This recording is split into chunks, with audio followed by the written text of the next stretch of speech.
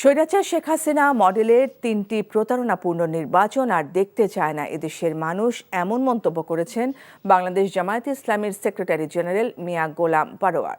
তাই সংস্কার ও জুলাই হত্যাকাণ্ডের দোষীদের বিচার করে দ্রুত নির্বাচনের দাবি তার। সকালে কুমিল্লার লাকসাম পাইলট উচ্চ বিদ্যালয় মাঠে জামায়াতে ইসলামীর উপজেলা ও পৌরসভার কর্মী সম্মেলনে এসব কথা বলেন জামায়াতের সেক্রেটারি জেনারেল।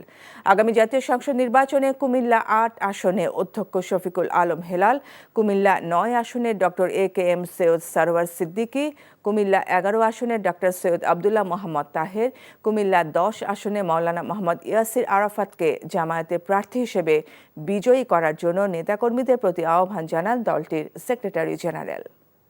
প্রফেসর ইউনূসের নেতৃত্বে অন্তর্বর্তীকালীন সরকার তিনিও নির্বাচনের একটি ডেডলাইন দিয়েছেন। আমরা বলেছি আপনি যে টাইম দিয়েছেন তার উপরেই যেন আপনি ঠিক থাকেন, এর মধ্যেই সংস্কার করে মানবতা বিরোধীদের বিচার করে একটা নিরপেক্ষ নির্বাচন দেন। আমরা নির্বাচনে যেতে প্রস্তুত আছি। বান্ডেল থাকলে প্রতি সেনমানিতে টাকা বাঁচবে। বিকাশ সেনমানি বান্ডেল কিনে জিতুন প্রতি লেনদেনে।